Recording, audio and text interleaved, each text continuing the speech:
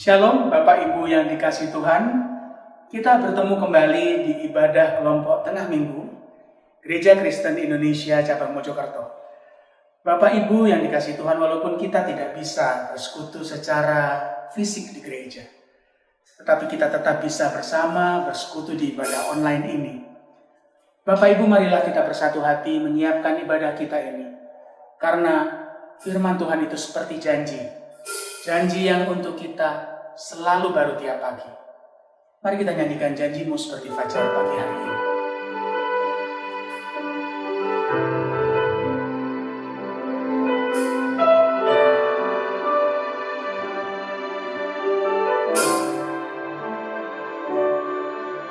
Ketika ku hadapi kehidupan ini, jalan mana yang harus ku pilih? Ku tahu ku tak mampu, ku tahu ku tak sanggup. Hanya Kau Tuhan tempat jawabanku. Aku pun tahu tak pernah sendiri, karena Kau Allah yang menggendongku. Tanganmu membelaiku, firman-Mu menguatkanku. Kau membawaku ke tempat yang tinggi. Janji-Mu seperti fajar pagi hari, yang tiada pernah terlambat bersinar. Cinta-Mu seperti sungai yang mengalir, dan ku tahu betapa dalam kasih-Mu.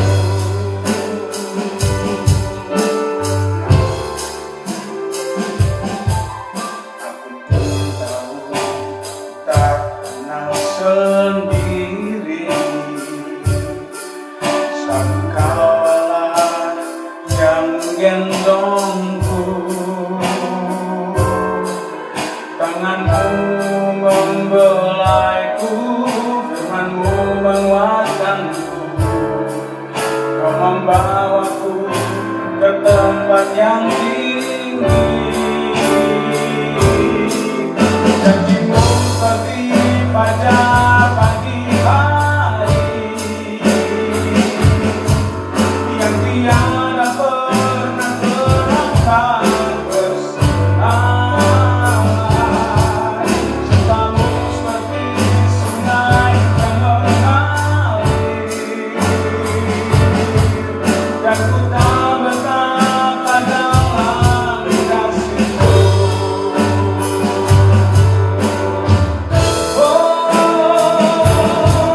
Janji-Mu seperti fajar pagi hari,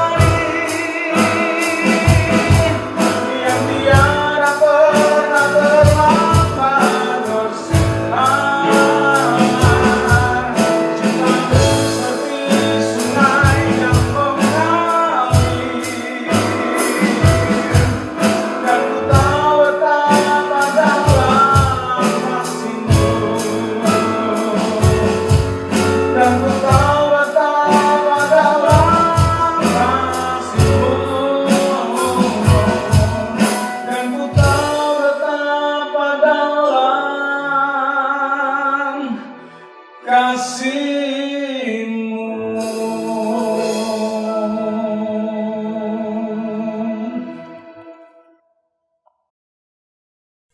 Shalom Bapak Ibu yang dikasihi Tuhan.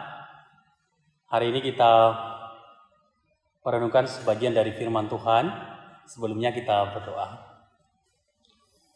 Tuhan, kami bersyukur dan terima kasih Tuhan berikan kami kesempatan lagi untuk boleh merenungkan sebagian dari firman Tuhan.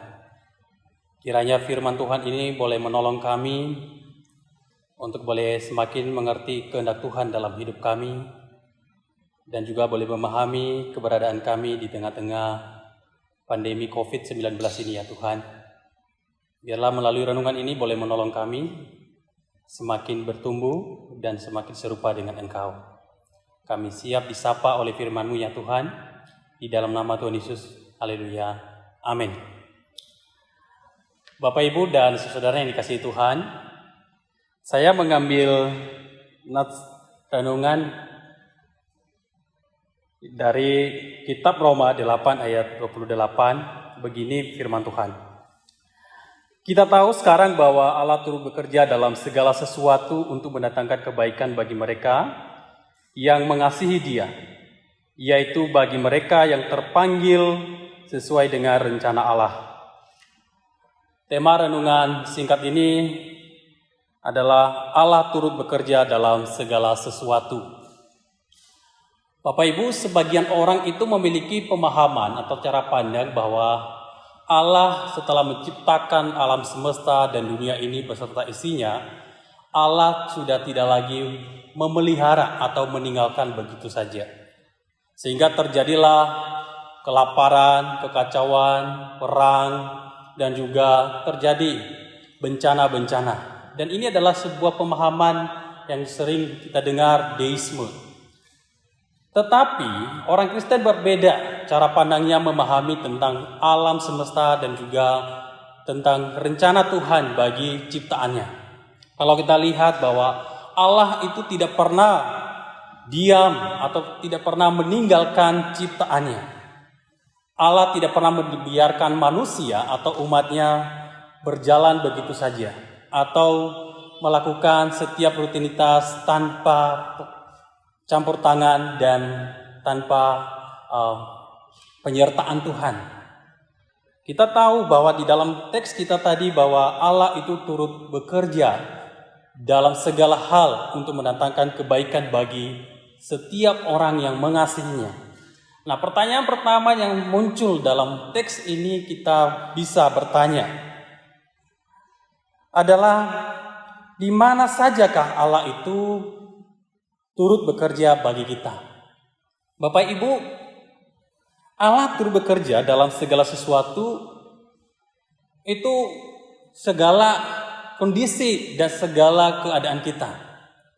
Kata segala sesuatu itu memiliki arti yang sangat dalam, yaitu Allah bekerja di dalam segala peristiwa dan kejadian dan kesulitan-kesulitan yang kita alami. Maka perlu kita memahami bagaimana Allah bekerja dalam kehidupan kita. Jadi ketika kita memahami bagaimana Allah bekerja dan juga melakukan pekerjaan-pekerjaan yang semata-mata kita tidak pahami secara manusiawi, maka perlu namanya iman di dalam bagian ini. Kita harus memahaminya dengan iman yang tertuju kepada Tuhan. Memang kadang-kadang Tuhan proses kita tidak seperti apa yang kita pikirkan. Allah memproses kita dengan caranya Tuhan. Kadang-kadang kita berdoa minta secara instan, tetapi Tuhan memproses kita dengan berbagai macam caranya Tuhan. Nah, kita tahu bahwa di dalam setiap proses kehidupan, penderitaan sekalipun, bahkan setiap masalah, Tuhan izinkan hal itu supaya kita semakin dibentuk, semakin bertumbuh di dalam Tuhan. Karena suatu ketika juga Ayub mengalami hal demikian. Dia mengalami sebuah persoalan dan penderitaan yang luar biasa. Dan kemudian Ayub menulis di dalam pasal 5 ayat 17 sampai 18, di sana Ayub berkata, sebab itu janganlah engkau menolak didikan yang maha kuasa, karena dialah yang melukai tetapi juga yang membebat, dia yang memukuli tetapi yang tangannya menyembuhkan pula. Jadi kita bisa melihat di sini bahwa Allah itu juga yang bekerja dalam segala hal. Sebaliknya Bapak Ibu, kalau kita melihat segala sesuatu baik-baik saja, seringkali membuat kita terlena, bahkan iman kita tidak bertumbuh atau tidak bekerja secara maksimal. Nah, menjadi pertanyaan yang kedua bagi kita di teks yang kita baca tadi adalah, kepada siapakah Allah itu bekerja untuk mendatangkan kebaikan? Yang pertama, Bapak Ibu, adalah kepada orang yang mengasihi Tuhan. Yaitu kepada orang yang mengasihi Tuhan. Di saat persoalan hidup datang, kemudian peristiwa-peristiwa yang tidak mengenakan, penderitaan, kemudian masalah ekonomi, masalah bisnis, masalah keuangan, masalah keluarga, itu silih berganti terjadi dalam kehidupan kita. Nah, ketika kita mengalami hal demikian, apakah kita tetap mengasihi Tuhan? Apakah kita tetap beriman kepadanya? Nah, di sini kita diuji. Allah bekerja kepada orang-orang yang mengasihi Dia di tengah-tengah peristiwa-peristiwa yang saya sebutkan tadi. Apakah kita tetap mengasihi Tuhan di tengah-tengah peristiwa yang tidak mengenakan sekalipun? Maka kita diminta oleh Tuhan untuk tetap memahami bahwa Allah bekerja dalam segala peristiwa itu. Yang kedua, Bapak Ibu, Allah itu bekerja bagi orang yang dipanggilnya sejak semula. Artinya bahwa orang yang hidup dalam rencana Tuhan, sekalipun masalah begitu banyak, dia tetap kokoh, dia tetap kuat di dalam rencana Tuhan. Dia tetap menjalani kehidupannya dengan percaya kepada Tuhan. Kita tahu bahwa hari ini kita mengalami masalah yang tidak pernah kita pikirkan. Kita sudah berapa bulan di rumah, bahkan ekonomi kita tidak begitu baik, kemudian banyak sekali masalah yang kita hadapi di rumah karena kita harus bertemu setiap saat dengan keluarga kita. Dan di sini kita diuji. Kemudian pelayanan kita juga dipertaruhkan. Dan di sini kita diuji lagi apakah kita tetap kokoh dan kuat di dalam Tuhan. Inilah sebabnya Tuhan berkata, Tuhan akan mendatangkan kebaikan bagi orang yang dipanggil sejak semula. Kita dipanggil bukan hanya sekedar menikmati berkat Tuhan, tidak hanya sekedar menikmati anugerahnya, keselamatannya, tetapi juga kita bisa menikmati penderitaan atau masalah, kesulitan yang Tuhan izinkan di dalam sukacita dan damai sejahtera Tuhan. Yakin dan percaya Bapak Ibu, di dalam setiap persoalan yang ada, Tuhan memberikan kita kekuatan. Ada Roh Tuhan yang memberikan kita penghiburan sukacita dan damai sejahtera di tengah-tengah peristiwa, persoalan, dan masalah-masalah yang ada. Dan jangan pernah meragukan Tuhan di dalam setiap kehidupan kita. Karena Tuhan berkata, Dia akan mendatangkan kebaikan bagi setiap orang yang mengasihi Dia dan bagi setiap orang yang dipanggilnya. Kiranya renungan singkat ini boleh menolong kita, boleh menjalani kehidupan kita dengan penuh iman dan penuh dengan pengharapan di dalam Tuhan Yesus. Haleluya, amin. Mari kita berdoa. Tuhan, kami bersyukur dan terima kasih, biarlah renungan yang singkat ini boleh menolong kami memahami kehendak-Mu, bahwasanya Tuhan bekerja dalam segala sesuatu bagi orang-orang yang mengasihi Engkau dan yang terpanggil oleh anugerah-Mu. Tuhan akan mendatangkan kebaikan bagi setiap kami. Walaupun di tengah-tengah persoalan, di tengah-tengah kesulitan, di tengah-tengah penderitaan sekalipun, Tuhan mendatangkan kebaikan bagi kami. Tuhan sedang menguji iman kami untuk boleh semakin bertumbuh kepada Engkau dan mengandalkan Engkau ya Tuhan. Terima kasih Tuhan, ajarlah kami untuk bergantung kepada Engkau, untuk senantiasa beriman di dalam segala situasi. Terima kasih Tuhan, kami bersyukur dan berdoa di dalam nama Tuhan Yesus. Haleluya. Amin. Bapak Ibu yang dikasihi Tuhan, sungguh indah firman Tuhan yang telah kita dengarkan bersama. Kita dapat mengerti betapa besar arti Tuhan di dalam kita. Tuhan Yesus telah mengorbankan nyawanya untuk kita, agar bisa masuk dalam hati kita, tinggal di dalam relung hati kita. Bapak Ibu, dengan tinggalnya Tuhan Yesus di dalam kita, kita mempunyai kuasa yang besar untuk menyatakan kasih-Nya. Mari kita nyanyikan lagu Karena Dia, Kristus di dalamku, sebagai bentuk kesanggupan kita. Lagu ini relatif baru, kita akan sama-sama belajar menyanyikannya. Sungguh indah lagu ini.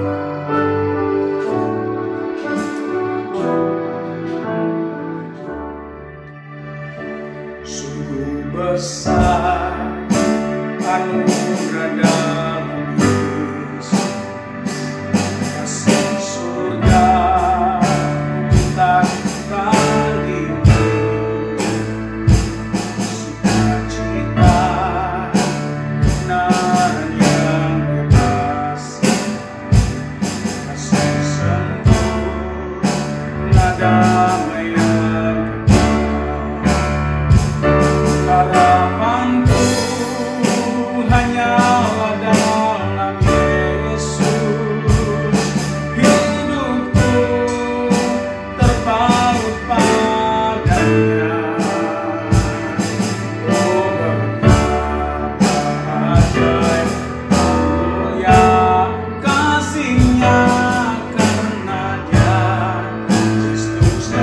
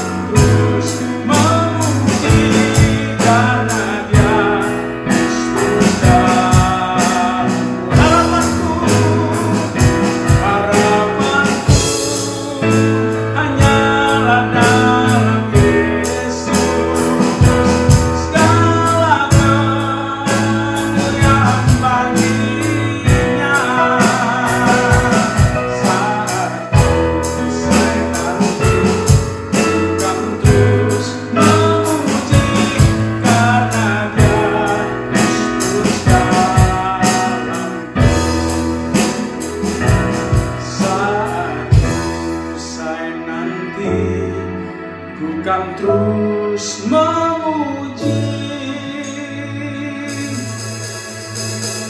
karena Dia Kristus dalamku.